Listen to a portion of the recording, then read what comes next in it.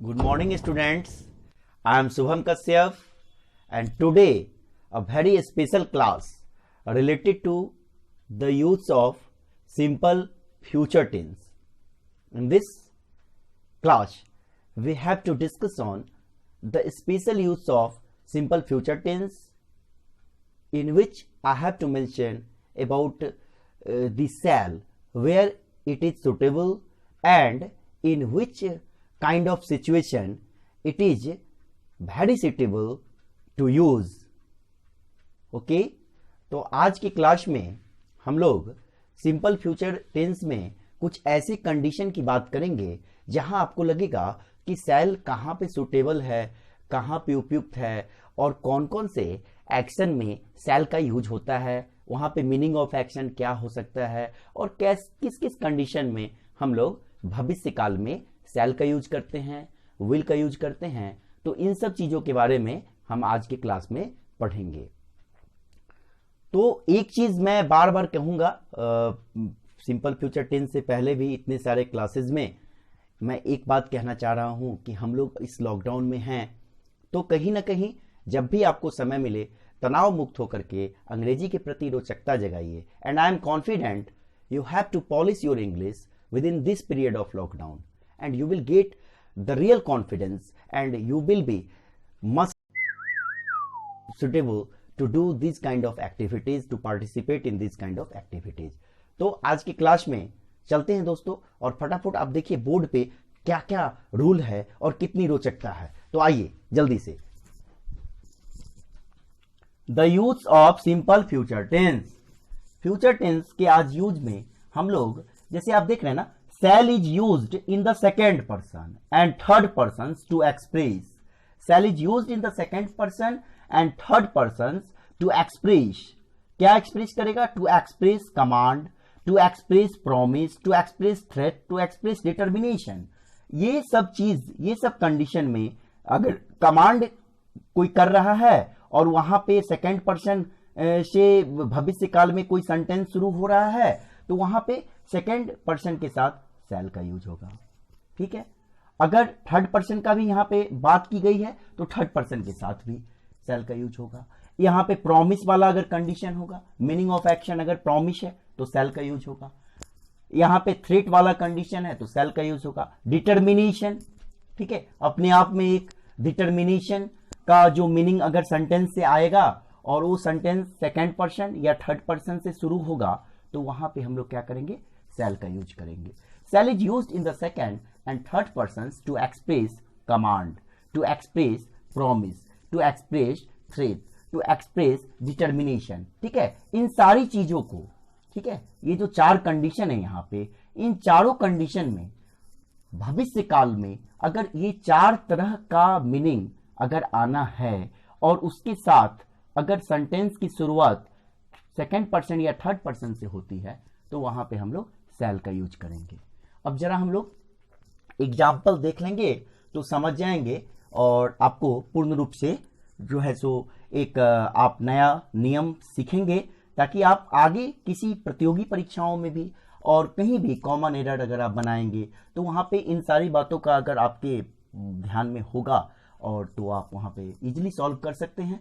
और जो paternal school के बच्चे हैं, जो पैटर्नल एजुकेशन से जुड़े हैं, जो 9th 10th और 11th 12th के स्टूडेंट्स हैं, तो उनके लिए भी ये नियम जानना बहुत ही आवश्यक है। प्रायः हम सिंपल फ्यूचर टेंस के सभी नियमों से वाकिफ नहीं होते हैं।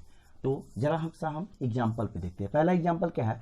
You shall not leave the office without my permission. You shall not leave the office without my permission. यहाँ एक कमांड का मीनिंग आ रहा है, कमांड का कंडीशन ये सेंटेंस बता रहा है भविष्य काल में, इसलिए यहाँ पे सेकेंड पर्सन के साथ शैल का यूज हुआ है। You shall get your share, यहाँ पे एक प्रॉमिस, ये भविष्य काल का एक सेंटेंस है, सिंपल फ्यूचर टेंस का एक सेंटेंस है जो प्रॉमिस के मीनिंग को एक्सप्रेस कर रहा है। और यहाँ पे यू का यूज, यहाँ पे शैल जो है वो यू के साथ यूज हुआ है। फिर यहाँ देखिए, you shall be punished for your conduct, ये कहीं ना कहीं थ्रेट है, एक धमकी है, एक चेतावनी है उसको। You shall be punished for your conduct, आचरण के लिए उसके बाद से देखिए डिटर्मिनेशन का एक सेंटेंस देखिए बहुत अच्छा, come what may you shall have to reach here before time. Come what may you shall have to reach here before time. तो ये डिटर्मिनेशन के एक्सप्रेशन को क्या कर रहा है, डिफाइन कर रहा है। तो आप यहां देख रहे हैं ना कि सिंपल फ्यूचर टेंस में ऐसे सेंटेंस अगर आते हैं और वहां पे प्रायः अगर सेकंड पर्सन और थर्ड पर्सन से शुरुआत होगी तो वहां पे हम लोग ये जो चार कंडीशन है, आप कमांड, पहला वाला जो एग्जांपल है वो कमांड के एक्सप्रेशन को क्या किया है, एक्सप्रेस किया है। दूसरा जो सेंटेंस है सिंपल फ्यूचर टेंस का, वो कहीं ना कहीं प्रॉमिस के एक्सप्रेशन को एक्सप्रेस करता है।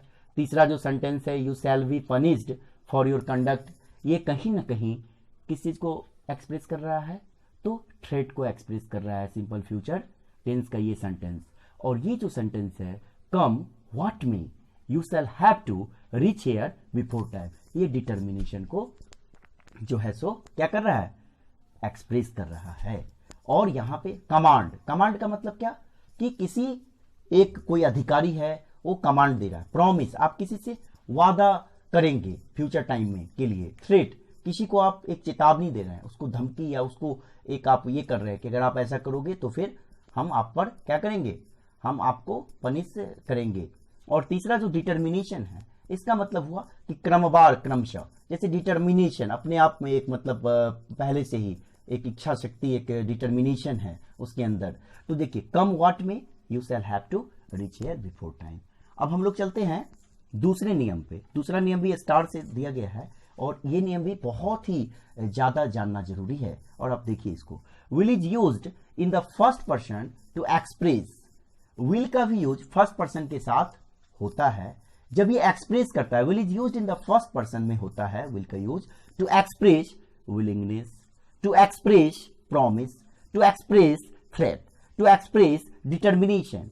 अब विलिंगनेस एक इच्छा शक्ति, जैसे एक मतलब एक कह सकते हैं एक मजबूत एक इरादा। जैसे देखिए पहला एग्जांपल इसमें, I will give you a book, यहां पे एक विलिंगनेस का एक्सप्रेशन है। दूसरा है I will try to do better next time, ये कहीं ना कहीं प्रॉमिस है किसी से। तीसरा जो डिटर्मिनेशन दिखाएगा, रेन और shine I will climb the Everest, क्या डिटर्मिनेशन है। और कहीं ना कहीं ये पहले से ही मतलब उनका जो वहां जो एक्शन है वो पहले से मतलब ये है कि मतलब डिटरमाइन है कि हमें ये करना है। रैन और shine I will climb the Everest. और यहां पे भी आप देख सकते हैं थ्रेट का मतलब, थ्रेट का एक एग्जांपल यहां पे मैं आपको देना चाहूंगा। मैंने पहले जो sentence I will give you a book, ये विलिंगनेस को एक्सप्रेस कर रहा है आपके अंदर। दूसरा जो सेंटेंस है सिंपल फ्यूचर टेंस का, वो है I will try to do better next time, ये कहीं ना कहीं प्रॉमिस को एक्सप्रेस कर रहा है। तीसरा जो सेंटेंस है रैन और shine I will climb the Everest, ये कहीं ना कहीं डिटर्मिनेशन को शो कर रहा है। और जो चौथा एक जो सेंटेंस हम कह सकते हैं सिंपल फ्यूचर में कि if you misbehave I will punish you, ठीक है ना, ये कहीं ना कहीं थ्रेटनिंग को क्या कर रहा है, एक्सप्रेस कर रहा है। तो दोस्तों आज के क्लास में आपने सिंपल फ्यूचर टेंस के जो नियम पढ़े, ये कहीं ना कहीं कुछ स्पेशल नियम हैं और सिंपल फ्यूचर टेंस में आप इसका ध्यान रखें। और पहले वाले रूल में भी आपने हर चीज़ समझ गया, दूसरा रूल भी आपको समझा दिया गया। और तीसरे रूल जो था उसमें विलिंगनेस वाला जो है उसमें कि पहले से अगर एक्शन जो है वो एक्सपेक्टेड है और आपने ऐसा कुछ आप पहले से डिटरमाइन हो कि हम ये चीज़ करेंगे, तो हो सकता है जैसे it is raining I will take an umbrella. तो ये इस ढंग के जब भी एग्जाम्पल्स होंगे या इस ढंग का जब भी आप सेंटेंस नैरेट करेंगे तो वहां पर आप इस सब चीज़ों का ध्यान रखिएगा। इनसे आपको कॉमन एरर में किसी भी तरह की कंपटीशन के एग्जाम में दिक्कत नहीं होगी। और कभी आपको नहीं घबराना है कि अरे सेकेंड पर्सन है तो देखो अरे यू के साथ यहाँ सेल का यूज है, नहीं, ये सब का एक कंडीशन है। और इस कंडीशन के जो एक्सप्रेशन होंगे सिंपल फ्यूचर टेंस में, उस एक्सप्रेशन यानी जो एक्शन का जो एक्सप्रेशन है वो अगर कमांड है तो वहां पे सेल का यूज होगा सेकेंड पर्सन के साथ। एक्शन का अगर एक्सप्रेशन है और एक्शन का एक्सप्रेशन अगर प्रॉमिस वाला है सिंपल फ्यूचर टेंस में, तो वहां पे सेल का यूज होगा सेकेंड पर्सन के साथ, थर्ड पर्सन के साथ, ठीक है ना। एक्शन का अगर जो है सो एक्सप्रेशन जो है वो डिटर्मिनेशन का है, तो वहाँ पे सिंपल फ्यूचर टेंस के सेंटेंस में यू या ही या कोई सेकंड या थर्ड पर्सन आएगा तो वहाँ पे सेल का यूज होगा।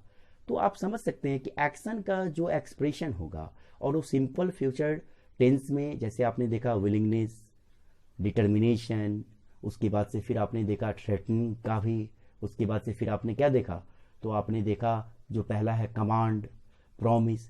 तो इन सब बातों का आप ध्यान रखेंगे। आज की क्लास में अब फ्यूचर कंटिन्यूअस हम पढ़ेंगे, उससे पहले फ्यूचर टेंस तक हम लोग पहुंच चुके हैं इस ऑनलाइन स्टडी सीरीज में।